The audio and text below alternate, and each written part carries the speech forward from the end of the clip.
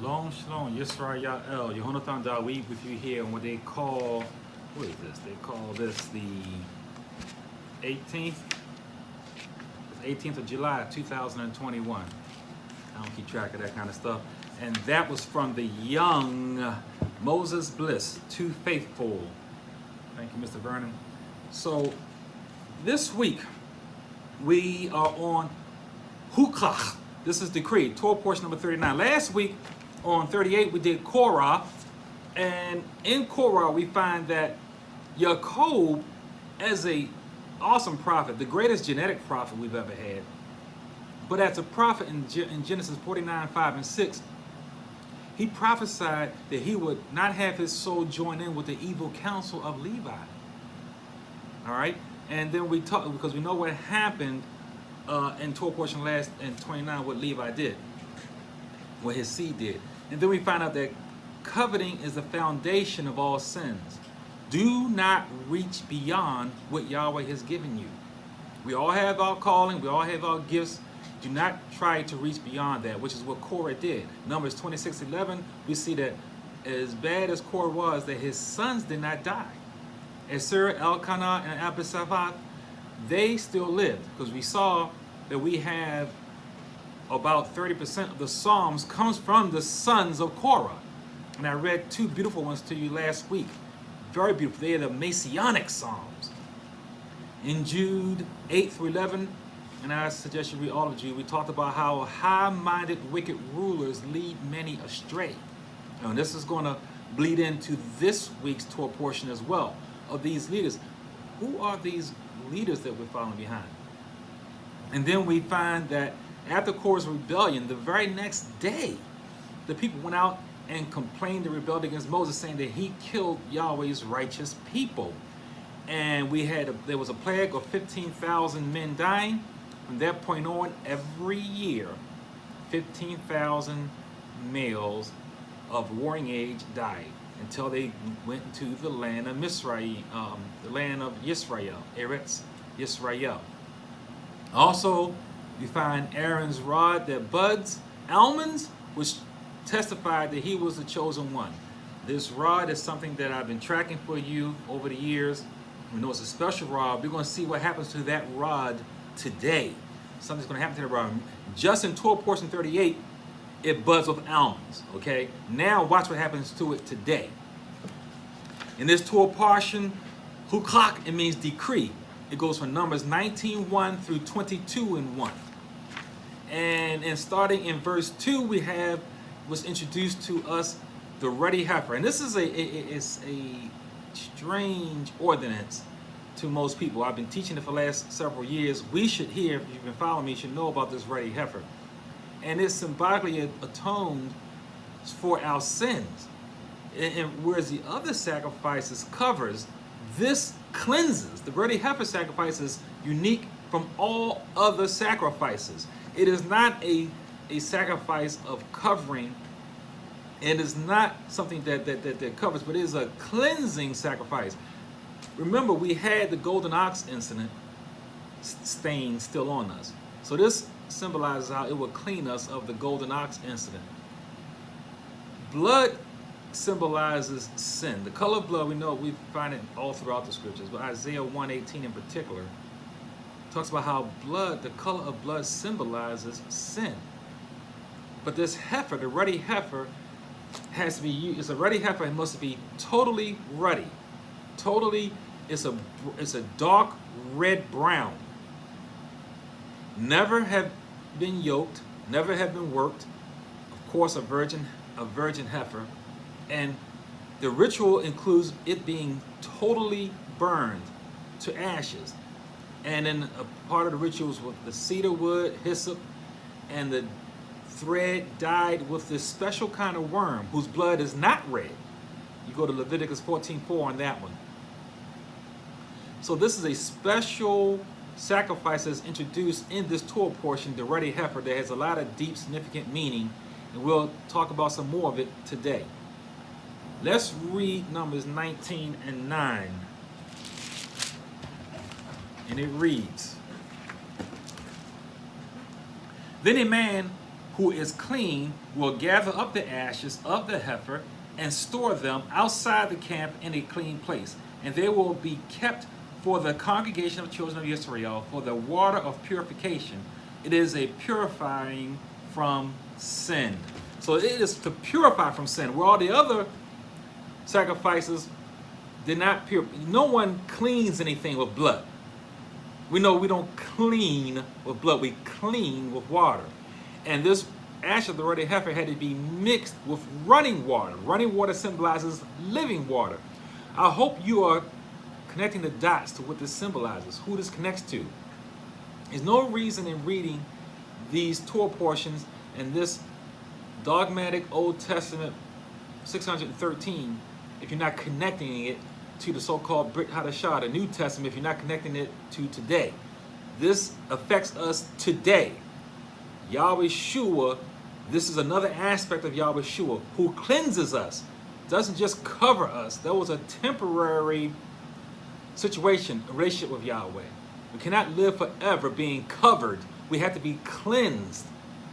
And this sacrifice is the second part of the two-part regiment of being rectified to Yahweh. Our sins are separated from us. This is the second part in rectifying us to Yahweh. We know in Revelation, as it talks, and we're going to talk about that, how the river runs under the tree of life. It is for the cleansing and the healing. Blood does not clean. It covers up a lot of stuff, but it does not clean. Water cleans and water purifies. They did not get it. I mean, Yahweh Shua washed the disciples' feet. That was the epicenter of going from the blood covenant to the water covenant. When the man who created feet humbled himself and bowed down and was washing feet. So Yahweh Shua is the ruddy heifer. We're always talking about he's the ram of Yah and all that, and that is true. All of these sacrifices point to him. In all of the volume of the book, it all points to him. The goat, the sheep, the birds, and now here the ruddy heifer. Verse 14 of the same chapter, and it reads, "This is the law when a man dies in a tent. All who come into the tent and all who are in the tent will be unclean 7 days." How deep is that? 7 days. Now, again, if we cannot understand and connect this to your life today, it's like a waste of time. How is this real for us today? Well, we know right now we are in the 6,000th year, or you can say the 6th day of this world's existence, This is the 6,000th year. We are in the 6th day of man. And then the 7th day is when this cleansing is supposed to be done. Now, in this ruddy heifer ritual, we find that anyone is unclean if someone was in a house with someone who died in a house. Why? Because the house has a roof that covers it. This speaks to the earth, which is covered by a dome. So we all are in the house of Yahweh, and what happens under the house of Yahweh, everything under is unclean because of death and sin. And the only way it could be cleansed is the accepting of his son, Yahweh Shua, who is the living waters. He even said it, anybody who's thirsty, come and drink from me, and he will have eternal life. Yahweh Shua is living waters. This speaks to him as the ruddy heifer, and how he is the living waters. Remember, out from his side came Dom, Wa, Mayim, blood and water. Blood that signified him coming in the flesh, and water is signifying him as being eternal. Eternal living. The blood is with borders, the water is without borders. Yahweh Shua, this is what people are not getting when they just read through the Bible, and this is boring to most people. But anyone who has an intimate relationship with Yahweh will read his word. The Torah means instructions. Please, whenever you hear the word in Torah, get out the word law from your heart and your mind. Read instructions, no different than you get instructions on how to drive a car. These are instructions. If you want to know more about Yahweh and remember, there is no salvation in Yahweh.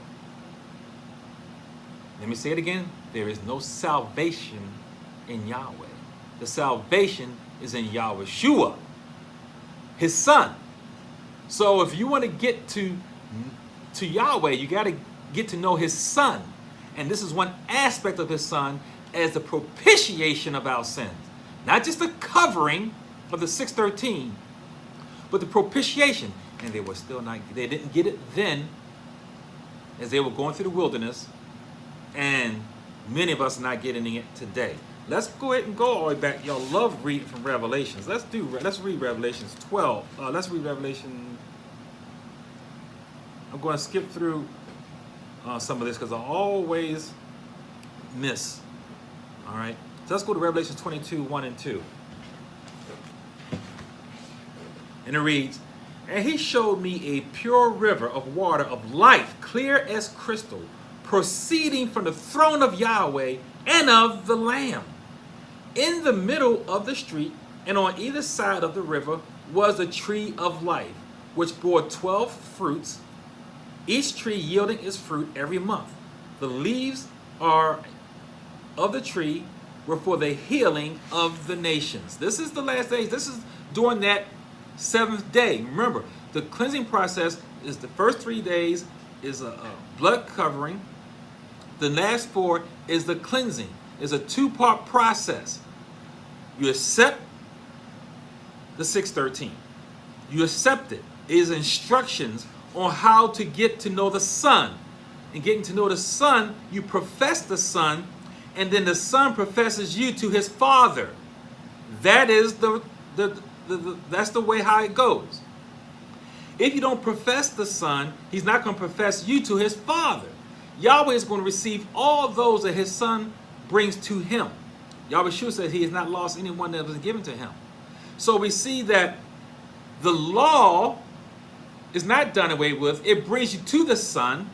Then you accept him, and in accepting him, the public manifestation of it is the mikvah, is the washing, is the baptism in the name of Yahweh Shua HaMashiach. You go into a mikvah, symbolizes cleansing of your unrighteousness.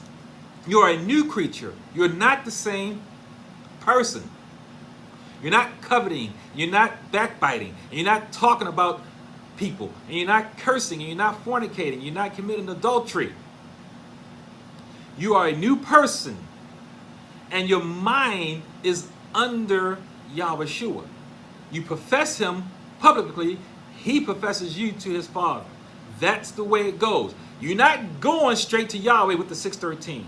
The 613 is not to get you into the kingdom. The 613 is to get you to Yahweh Shua. Yahweh Shua is the good shepherd. All those who came before him were thieves and robbers. You must go through him. It all goes through him. Remember, he is the mercy seat. The mercy is on him. Why would they call the 613 mercy if it was done away with? You need the law. Those who are outside the gate are lawless. Those outside the gate are also those who keep the law thinking they're going to get in with the law.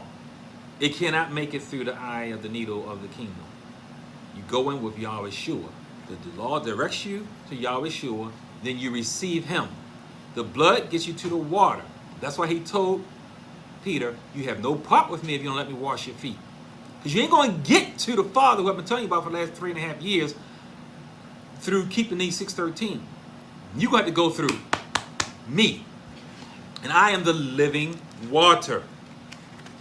I don't know why we're not getting it. And I don't know why, many of our leaders are not teaching it that way. But that's what it is. You're not going from one extreme to the other. One extreme says you keep the law and be saved. The other extreme says you don't keep the law and be saved. Both extremes are wrong. The law leads you to the mercy seat. Yahweh Shua is the X-Man. Everything goes through him. That's what he said. You will see the Son of Man. Everything coming, ascending and descending comes through him. Psalm 68, 1 through 7. Let's read Psalm 68, 1 through 7.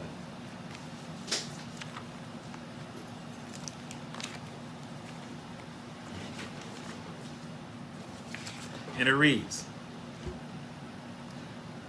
"Let Elohim rise, let his enemies be scattered, let those also who hate him flee from before him, as smoke As smoke is driven away, so drive them away. As wax melts before the fire, so let the wicked perish at the presence of Yahweh.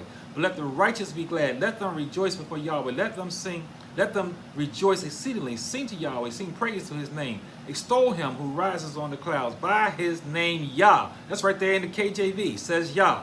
And rejoice before him. A father of the fathers, defender of the widows, is Yahweh in his Kodesh habitation. He sets the solitary in families. He brings out those who are bound into prosperity, but the rebellious lives in a dry land. O Yahweh, when you went out before your peoples, when you marched through the wilderness. This is talking about how Yahweh led them through the wilderness, but notice how Yahweh looks out for the widow, the homeless, and the fatherless. These are the ones who Yahweh led into the land. Remember, it's the leaders, the men who kept protesting, following after the area of Rav. We're going to talk about the area of Rav. Our bad leadership, Hebrew leaders following after people who was not originally of the covenant. And following after them led many people astray. So they didn't make it into the kingdom. I've been reading it again, Ezekiel 20:38, how Yahweh says he's going to purge out the rebels from among us. And those rebels were the men of warring age, the leaders, who are not going to make it into the kingdom, just like they're not going to make it into the kingdom today. The 144,000 are going to be the virgin males, but also it's going to be more than 144,000 because the women and children are not counted in the census. Remember, when there's a census, the women and children are not counted. Those women are going to be the women who have not died, the widows, and the children, virgin children. And this is what Yahweh's saying in 68. He says it in Ezekiel 20:38. And why is this? Well, we saw throughout, we see the rebellion after rebellion after rebellion, even after the day after TORAH, the miraculous judgment on TORAH, another rebellion. And the plague went out and killed 15,000 more of those men. Why? Well, this is what? Go to Isaiah 26:18. Isaiah 26:18. And it reads. And this is the leaders now, leadership, Hebrew leadership. Can't be blaming anybody else. We have been with child. We have been in pain. We have, as it were, brought forth wind. We have not accomplished any deliverance in the earth, nor have the inhabitants of the world fallen. See, Yeshaya is talking about the Hebrew leaders. You want to beat your chest top of you're Judah and you're the chosen seed. And he says, instead of delivering a child, instead of delivering a baby, we have farted. We farted. We have brought forth wind. A big fart. We have not brought forth life from us. It says right here, we have not accomplished deliverance on the earth. Why? Because of our leaders are misteaching the law. Every right here, 1590 WFBR, Yehonatan Dawid is teaching this Torah, these Torah portions, accurately. I ain't teaching against the law, and I ain't teaching for the law. I'm teaching the accurate way of our relationship with Yahweh via the law. How else you gonna know about him? He can't just say, if you get 10 husbands and say, and give them 10 wives, they treat your wives right. Each one's going to treat them a different kind of way. And if you don't give them instructions, they are not guilty in whatever they do to their wives. You need instructions. But because we are flesh and blood, we're not going to keep them perfectly. And I talked about that blood, and that's where the rub is. It's the blood. It's the blood that does not belong to us. The blood belongs to Yahweh Shua. So we need to receive Yahweh Shua, receive the cleansing water of Yahweh Shua to make it into the kingdom. So here's something, going to the next chapter. All right, chapter 20 of Numbers. Verse 2, we find now we have the death of Miriam. Now, if you read this thing in English, remember, I tell you, English is the language of slavery. It's the language of lies, and it misdirects from the truth. You cannot get the truth just reading English. If you read in this narrative about the death of Miriam, then it goes to the very next verse, with Israel complaining about no water. You cannot understand this in English. There is a direct connection between the death of Miriam and the stopping of the water flow from the rock, which can only be understood in Ibarit. At the Sea of Reeds, remember, Miriam is the one who watched her brother in the water, in the river, the Nile River, as it was going to Pharaoh's daughter. She just sit there and watched in faith. This was a prophetess. Even as a child, she prophesied that her brother was going to deliver Israel. As a child. So she knew something special was going to happen. Her brother was not going to be like all these other children that were drowning in the Nile River. She quietly watched her brother float down the river. And she saw her brother go to safety. That's when she came out and says, hey, I can have someone nurse him for you. And we know how that story goes. Well, nothing's changed. She's always been in the background quietly over her brother. We know the time she sinned and she had to be chastised for that. We know about that. But nevertheless, this was a righteous prophetess. Just when he opened up the Sea of Reeds, Miriam was right there, quietly watching. She was not complaining. She knew that something miraculous was going to happen with this water, and it did.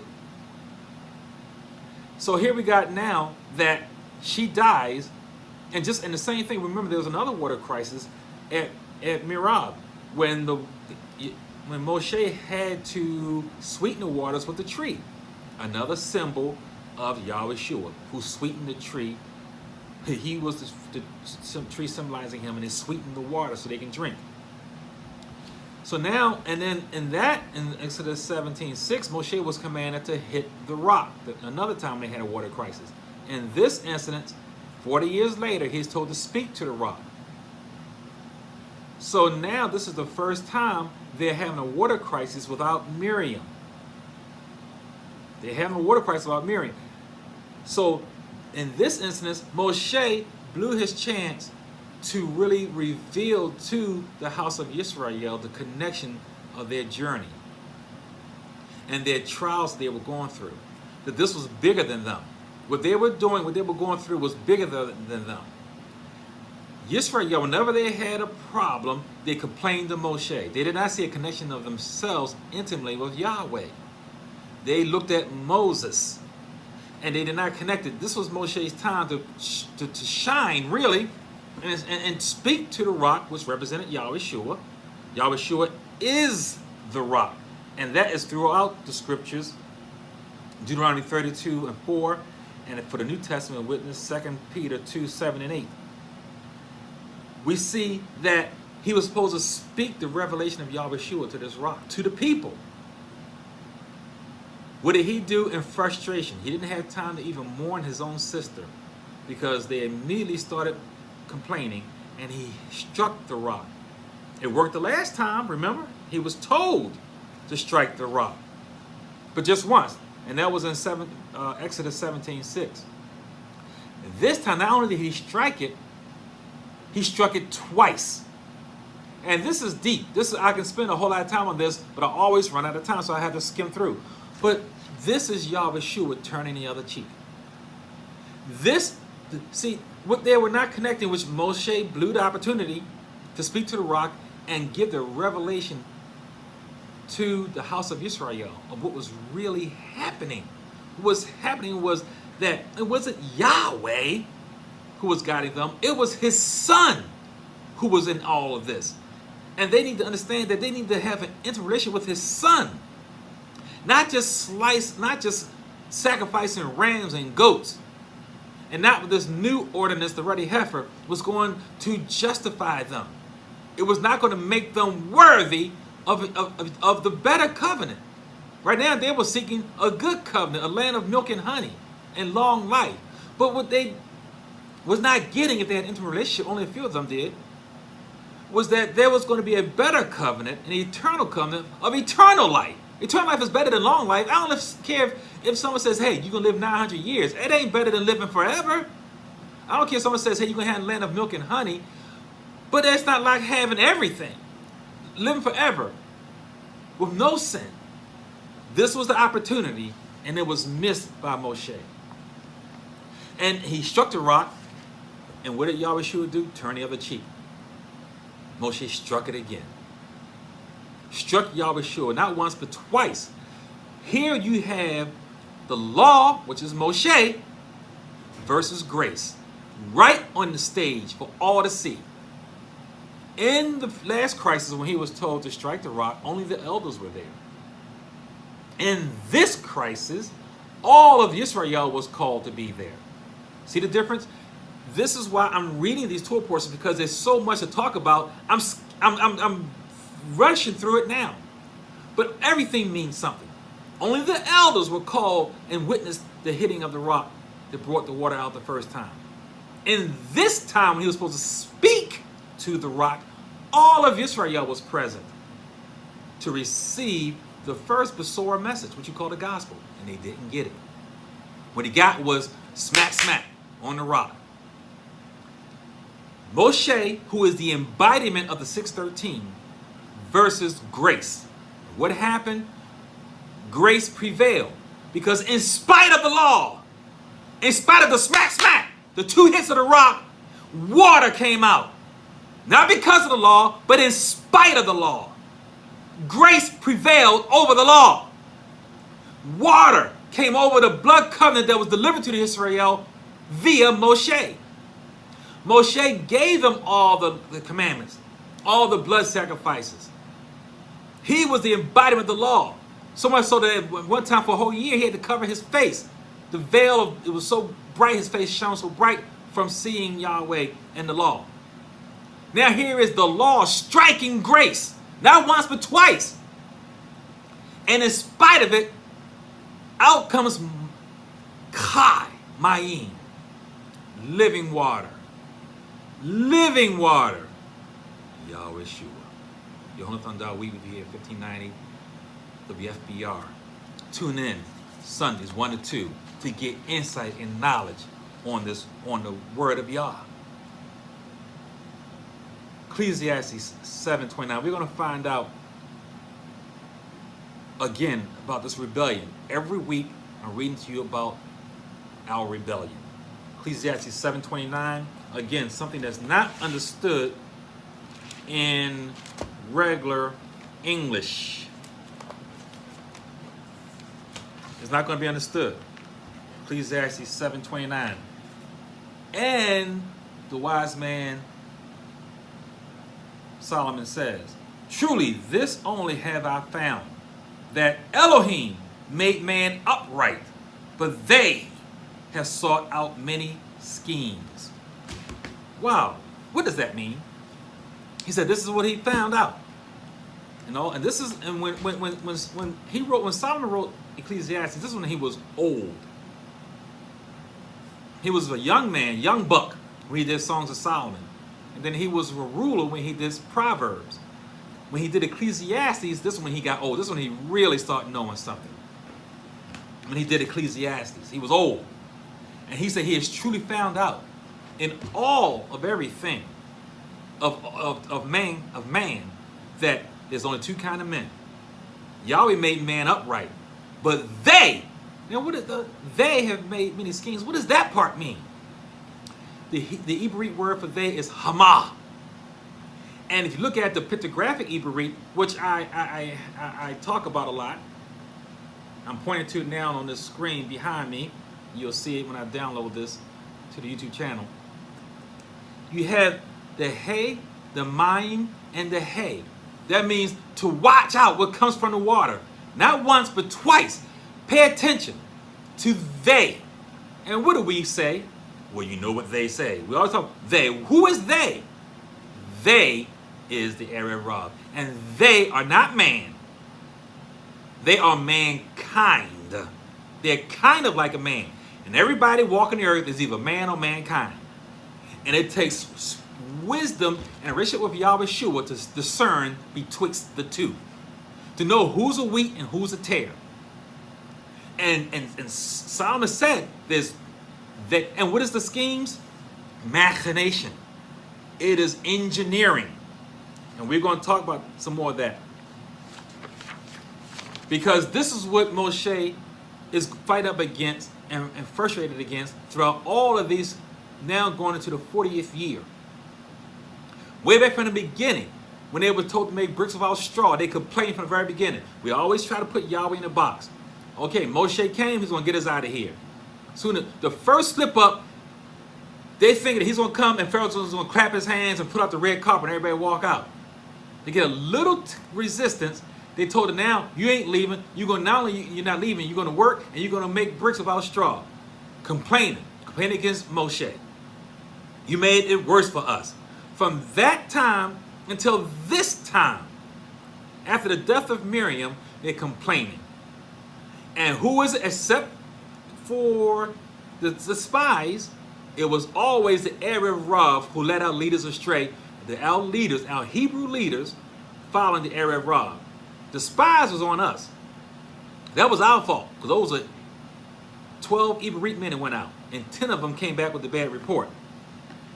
So, what is Moshe going up against? Those in the background whispering rebellion against Moshe and against the law and against the Malachim of Yahweh, which is Yahushua. So this journey that we're going through is foretelling. It's something bigger than them. It's not just about them, but they weren't getting it. Let's read the verse 6 of what they call Numbers, which is really Beit Midbar. So Moshe, and this is chapter 20. So Moshe and Aaron went from the presence of the assembly to the door of the tabernacle of meeting, tent of meeting. And they fell on their faces, and the Shekinah of Yahweh appeared to them. So this comes before the hitting of the rock. And that's when he hits the rock. So now we go forward. What is causing this frustration? Verse 21 and 6 is what I really meant to read. Beit Midbar 21 verse 6, and it reads, so Yahweh sent the fiery serpents among the peoples, and they bit the people, and many of the people of Israel died. Fiery serpents is what this says in English, but it's deeper than that. I can easily spend the whole broadcast talking about this, but of course I'm going to have to rush through it. Now, this generation of rebellious ones got a little smarter, because every time they rebelled, Yahweh would judge them, and they got more laws.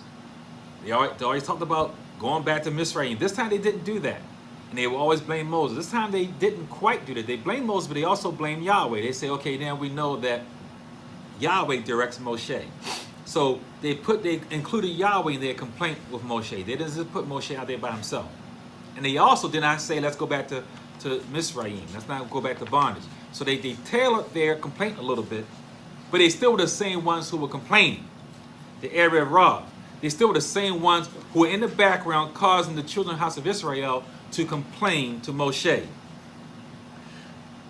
And Moshe thinking, remember, out came the mixed multitude, which is what I'm getting this word Erev Rav from. It's the mixed multitude. This is the Ibarit words for that. This is important. But they could not, we see, they just could not change in their hearts. They could not change in their hearts. This is the background whispering and complaints against the new leaders, because all the old leaders have been purged out.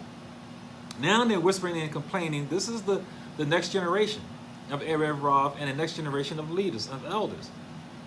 This word is Hebrew number 5175, Nachash. It means snake, due to its hissing. Its root word is Nachash, which means to whisper. Whisper like divine and magic. And this whispering and divination comes from an experienced observer. We know that Hashatan, back in the Garden of Eden, he didn't just go ahead and go after Mother Hawa. He did a recon mission for a long time. We don't know how much time, because this is before time. But he patiently observed and watched both of them to see where the weaknesses, where the perceived weaknesses were, who he can attack to accomplish his sin, his dirt. And this is how he speaks. He's a whisperer, a diviner, and he hisses. He's a hissing demon. And he saw that in his observation that Mother Hawa would be the easiest one to attack. And that's what he did. We know how it goes and what he did on the tree. And we see that the Hebrew word 8577 is tanin, which is sea serpent, which is a jackal. This is a machinated monster. This is not a natural creature. Its root word is tan. So this is preternaturally formed. I talked about this last year in more detail. I don't have a lot of time now. In Ezekiel 29:3, this is where I got the scripture where it shows that Pharaoh, who would not let the children of Israel leave Egypt, Pharaoh himself was from the sea. He was supernaturally made and formulated by Ha-Satan himself. He was mixed by Ha-Satan. He was not man. He was mankind, like King Solomon was said. He was Hama. He was one of them. He was not straight up. He was not man. He was mankind. He had blue skin and everything. He was not a man. So this is, Satan has always mixed the wheat with the tares. Genetically, he's always sought to be mixed in with us. He is of the mixed multitude that came out with Yisrael. And he is embodied originally through, remember, he went through the snake. This is a machinated creature that he went through, and it survives to this day in that spirit, that snake spirit in his seed today. Esau's seed is through red Edom. Edom had a perpetual fiery hatred against Jacob. If you read in Ezekiel 35:5, Psalms 137, 7-9, Obadiah, especially Obadiah 10-16, talks about this eternal hatred Esau had against Jacob. So Satan had a ready partner to shake hands with to go and attack Yahweh's seed. Remember that the war is against Yahweh's seed and the seed of the woman. Seed. One seed. Yahweh's man, which ends up being his son Yahweh, and Ha-Satan's man. He has a different man at each time. And at this time, he had a ready partner because Esau was kicked out of the covenant. He gave it up. So he had eternal hatred against Jacob, and this made him agree to the blood covenant with Ha-Satan. And they had an eternal hatred. Remember Doeg? Doeg, who King Saul had him slay all the Levites and their children and their animals. Doeg was an Edomite.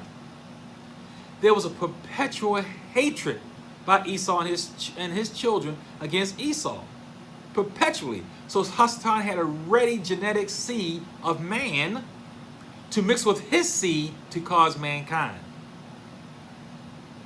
Remember, we talked about I think it was in Torah portion, it was one of the early ones, number 6 I think it was, the 6th Torah portion. Toldot. There's 2 Toldot. You had the Toldot of Jacob and the Toldot of Esau. 2 different genes. And in Genesis 36:24, you can read about the genetics of Esau, his generations, as in Genesis 36. In verse 24, it talks about Anah. Anah was the one who genetically mixed seeds from the water. Remember, we talked about hot water beds and even in frozen water beds where spews come up to the surface. He used that to genetically mix with donkeys to make a creature. This is right here in the KJV. Anah genetically experimented and mixed seeds from the sea with land creatures. And we know that this was talked about in Job. In Job 11:12, Zophar talked about this wild donkey who was reborn. Eob talked about how Yahweh seems to be indifferent in Job 24:1-5 of the righteous and the wild donkeys, the unrighteous. But we know that Yahweh is not indifferent. They will get their due at the end. Right now, they are wheat and tares. Right now. And we know that in Job 39:5, Yahweh, he exposes who the Erev Rav are. They are the wild donkeys who was mixed with seeds from the sea. Remember, when the world was destroyed, all the demons destroyed the world by being cast into the earth, destroying the whole world, which is all became tohu wabohu, all water. They come out of the sea. In the flood, none of the sea animals died. So where did the demons go? Into the creatures that allowed them to go into them. You know, there's no sea creatures allowed on the altars. So we see there's a history of this water, water of life and water of death. There's a parallel there going on. Man receives the water of life, and mankind the water of mixing and death. Mixing animals and creatures with man. There's a parallel there that's missed in reading in English. You have living waters and you have dead waters.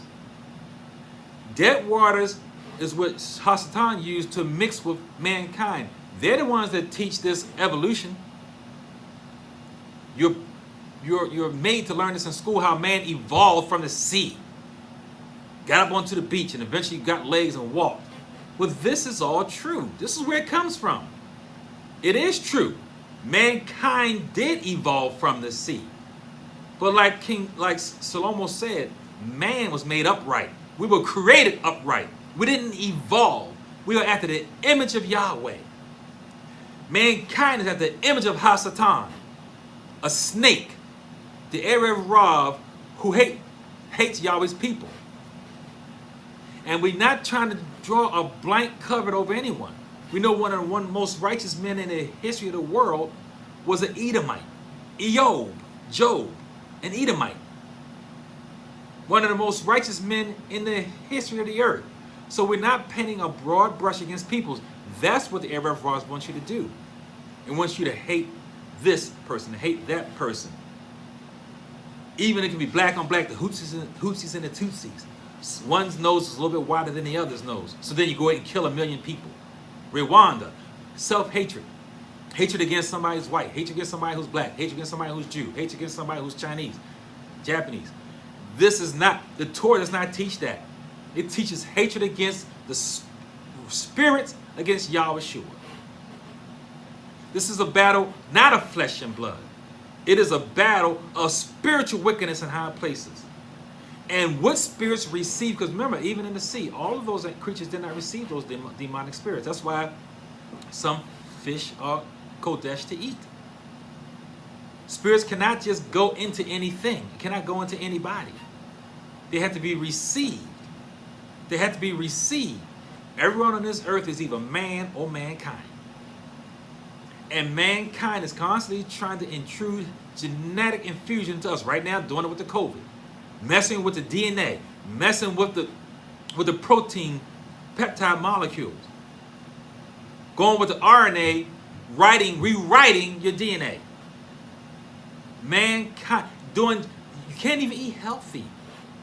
Like Ezekiel was told, all the food is foul. Y'all already told Ezekiel. Because even your vegetables are genetically engineered. Everything you eat, trying to eat healthy, all the fruits and vegetables are genetically modified.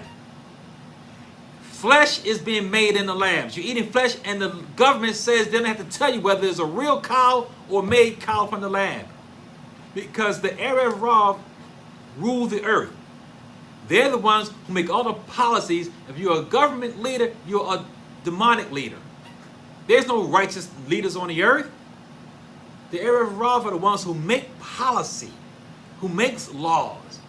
They're not your neighbor across the street who doesn't look like you. So to stop cursing him and thinking you're more righteous than your neighbor across the street because he's white or Jew. Stop this. Stop this hatred of melanin content of people's skin, which they have nothing to do with.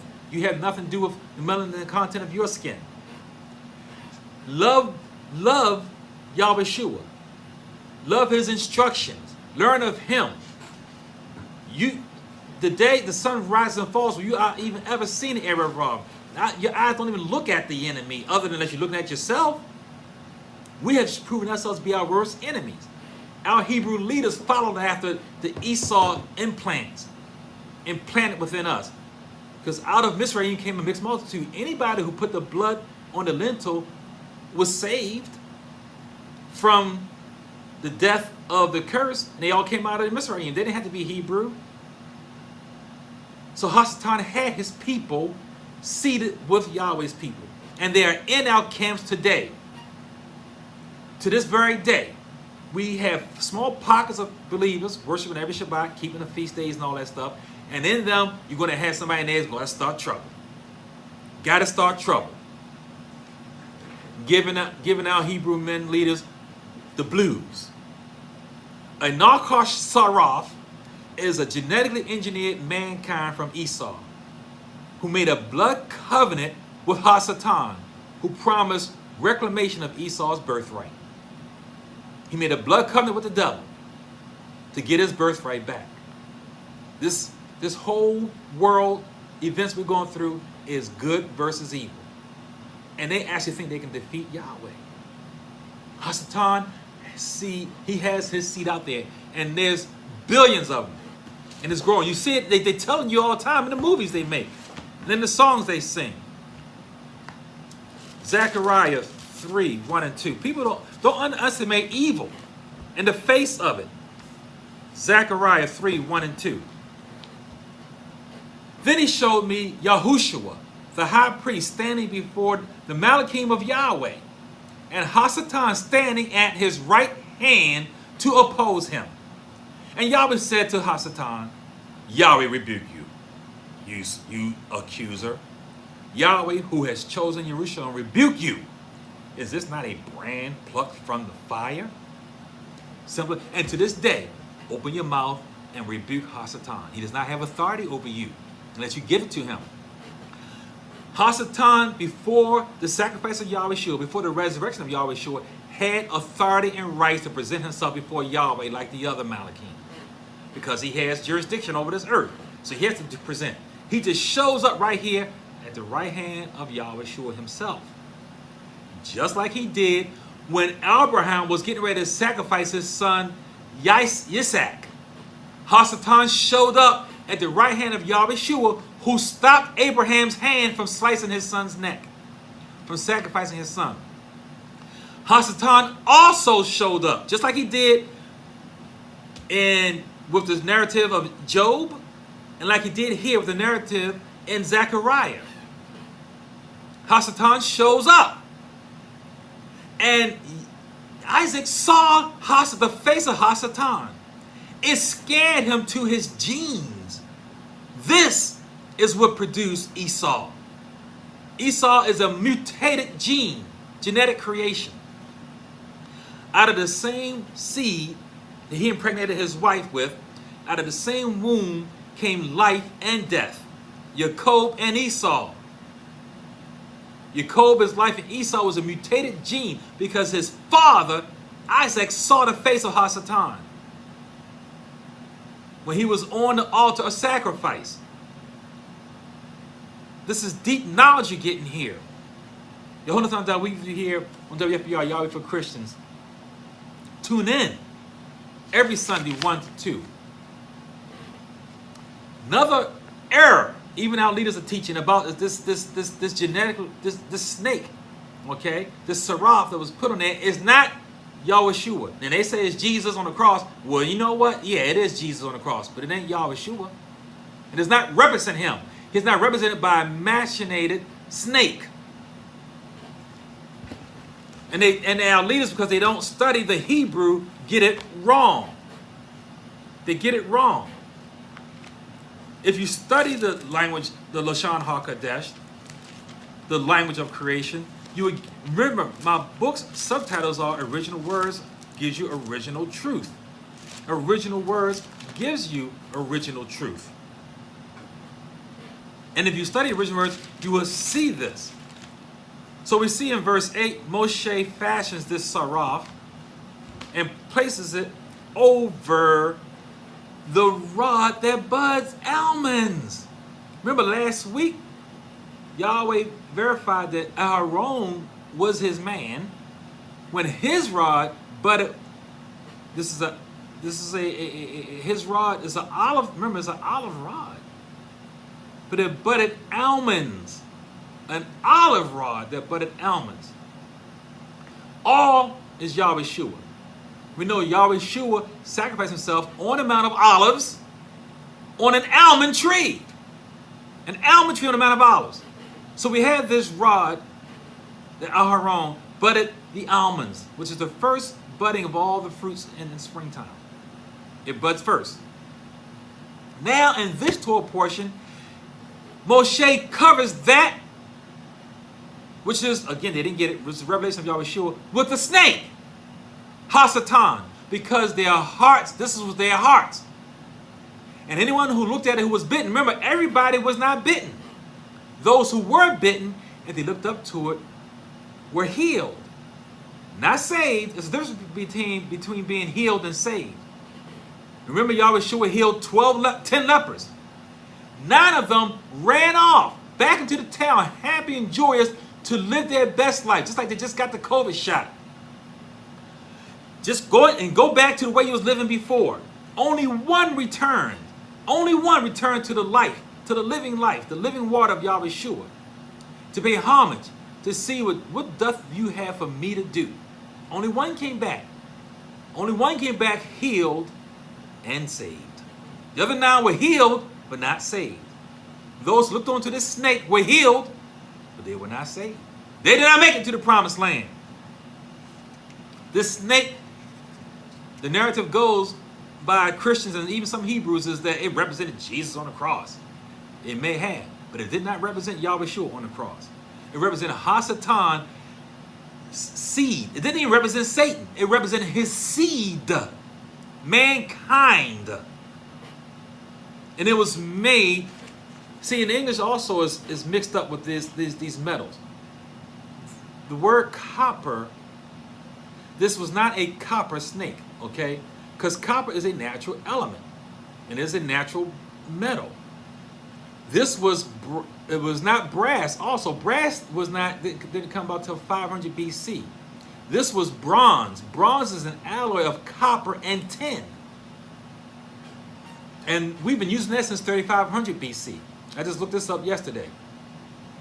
So it was, a couple days ago, it was copper and tin that Moshe put together to make this bronze snake. This shows that this is an unnatural thing. See, tin is also a natural element. So you got 2 natural elements mixed together to form this unnatural element of bronze. Remember Daniel, with a foot of iron and clay mixture. Satan has always decided want to mix his seed with Yahweh's seed, and then eventually it's going to fall apart. It's going to be exposed. Moshe finally says, you know what? These Erev Rav, all these miracles still aren't converting. He finally exposed them with this bronze snake. It is not a copper snake, it is a bronze snake, engineered to represent Edom. Genesis 3:15 is the seed of Satan against the seed of Yisrael. Satan's man at the last day, the false prophet who's going to uphold the beastly government, machinated from Hasatan himself. Engineered. And I told you already, he's already on the earth. He's about 2 to 3 years old right now. If you follow me, you know who I told you who he is and what he's doing right now. So we see that I'm hoping that we are understanding that this so-called snake has nothing to do with Yahweh Shua other than it is his enemy that covered him up. Remember this covering that Moshe put over the rod stayed there until Hezekiah broke it off. Hezekiah is the one that destroyed this snake. It remained on the rod in the Ark of the Covenant until King Hezekiah broke it off. And then what happened from there? Dawid, after running from his son Absalom, took the rod, brought it up to the Mount of Olives, and planted it in the ground. Still covered with that bronze snake. He planted this rod into the Mount of Olives. 1,000 years later, well, not 1,000 years later, but Hezekiah, when he comes about, he destroys the snake, And 1,000 years after that is when you got the flourishing of this almond tree on the Mount of Olives. Yahweh Shua dies on that tree. This rod is the original branch from the tree of life. We see in Revelation where it says the tree of life had 12 fruits, one fruit for each season. The tree of good and evil had only one fruit. In that month, the fruit that was presented on the tree of life was similar to the one on the tree of good and evil. Satan always does things similar to Yahweh. It has to be so close that it takes spiritual discernment between the two. Both fruits looked alike. The tree of good and evil is a vine tree, like a snake. It's serpentine. It wrapped around the tree of life. And then it presented its fruit that looks similar to the tree of life. And that's when they took from. And as I told you before, unless you're new to this ministry, but those who follow me, that is where the blood came from. That's where the blood came from. Mankind was not created with blood. Gold represents Yahweh. Silver represents man, the color of man. In his veins was the breath of Yahweh. If he had taken the fruit of the tree of life, he would have had eternal living waters in his veins. We never did it. The opportunity is going to be given at the millennial kingdom. The leaves of the tree is for the healing of the nations. But those who are mankind will not take it. Just like in the Garden of Eden, Adam and Eve were told to be fruitful and multiply. They never did it. Not till after they fell. They were told to eat, they can eat from the tree of life. They never did it. After they sinned, they would try to go to it, but they were guarded from it. Because then they would have blood and water in their bodies. Only Yahweh Shua can live perfectly at the 613. Only Yahweh Shua can house blood and water and be righteous before Yahweh. Only Yahweh Shua is sinless, not man. When one receives Yahweh Shua, and do that in the mikvah, in the baptism, and the last day, in the resurrection, we were created in new creatures. And our blood will be instantly replaced with the eternal living water of Yahweh Shua. And those who are alive need to accept the waters under the tree. But those who are mankind, they're not going to do it. They're not going to do it. No one that was left behind is going to make it in after that first resurrection. If you're not in that first resurrection, it ain't no such thing as a second chance. The water is going to be there, but they're not going to do it. You see, in reading these Torah portions, how the pattern of man is in the heart to go against Yahweh. And this is what Moshe showed with this snake. It is in their hearts. They are rebels. Rebels without a cause. And Yahweh Shua says in Mark, and I didn't read it. But he says, he who is of me is who follows me is my mother and my brother and my sister. He didn't say father. He said, here is my mother and my brothers and my sisters. You read that in Mark 3 and also in Mark 3. He didn't say father. Those who receive Yahweh Shua are his mother and his brother and his sister. Because those are the ones who made it into the Holy Land. Not the leaders. What we hope to do is just to die in faith in Yahweh Shua, and we'll be resurrected like Dawid said. You will not leave my soul in Sheol. I have faith that Yahweh Shua is going to resurrect me from the grave because of my faith and my love of him, because of my daily intimate relationship with him. I'll be resurrected again in him. But for those who think they're going to be part of 144,000 and your age is over 20, where are you getting that from? Because it's not from the book, not from here. It's not from here. Only those who made it in was the next generation.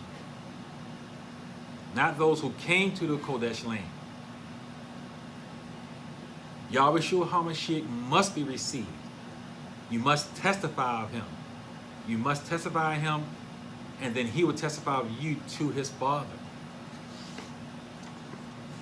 And anyone who does not testify of him, he will not testify of them. It all comes to him. He is the X-Man. The 613 are instructions to Yahweh Shua.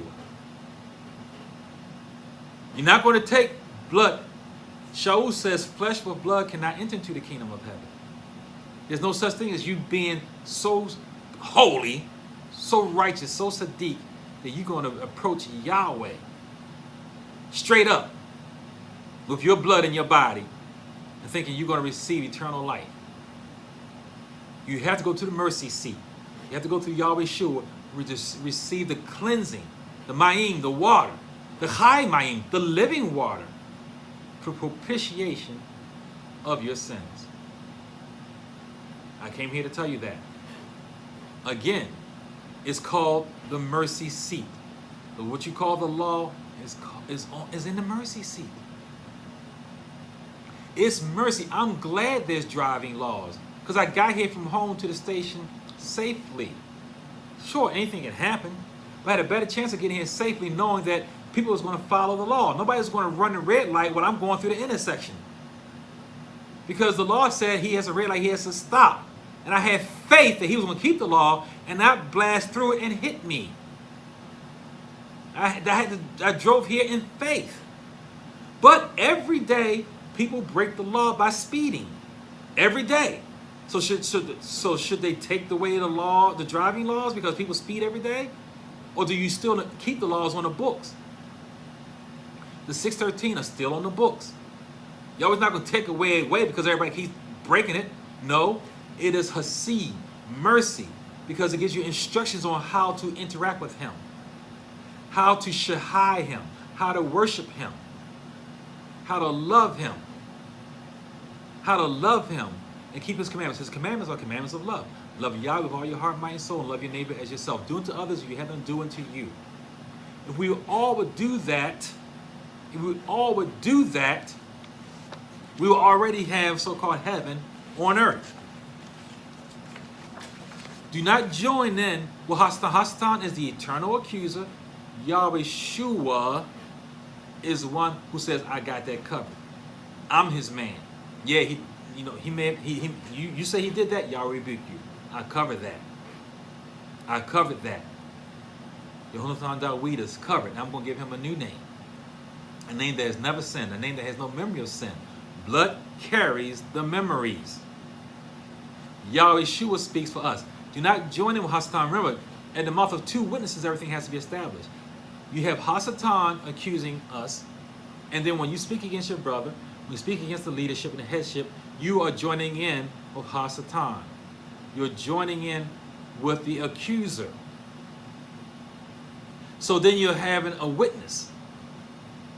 Hasatan cannot curse us. And next week, we're going to talk about that. Next week's Torah portion number 40. And it's amazing how we're on 40 already next week. And I will probably be broadcasting from another place. I will not be here at the studio. But Balak hires Balaam to curse Yisrael. Because Yisrael was blessed by Yahweh, it cannot be cursed. And the only way you can be cursed is if you do it to yourself. This is what Erev Rav has you out there doing ghetto rap, cursing yourselves, calling us bees and hoes and the N-word, beating our chests, puffing ourselves up about our consumerism, not producing nothing. We produce nothing but a fart. We're not producing anything. Talking about consumerism, how we use our women. We out there, and he has taught us how to curse ourselves. Because he cannot curse us. And Balaam's going to find that out next week. And trying to curse Yisrael. Hired by Balak to curse Yisrael. And what, of all things, gives him wisdom to put him in his place? A donkey. We talked about donkeys today. About how the donkey was used to start this genetic engineering, a mixing of man and animal. And then we're going to have a donkey next week giving wisdom. This is beautiful. You get chill bumps in your head when you see how seamless this Torah portions are, how they all connect. And I didn't mention this, but also that the firstborn donkey had to be redeemed with a lamb. And if you didn't redeem the firstborn donkey with a lamb, you had to break the donkey's neck. And why? No other animal had to be redeemed with a lamb, only the donkey. How could that be? Why? Why is that? That's deep. That's deep. Why would a donkey have to be redeemed with the slaying of a ram? And if you did not slay the ram for the firstborn male donkey, then you had to break the donkey's neck. The donkey is a vile thing, but it's a useful thing for the home. For the work it does, for the benefit of it, you need it. It's like it's a tank, strong working thing. It is necessary for the home, but it is a vile thing spiritually. It is a good thing practically. That's deep. And we find that the donkey had to be slain outside the camp. What did Yahweh do? He was slain. He was taken outside the camp. So until next week, Yehonathan Dawid with you here. Yahweh for Christians. Shalom Aleichem. Peace be on you. Shalom.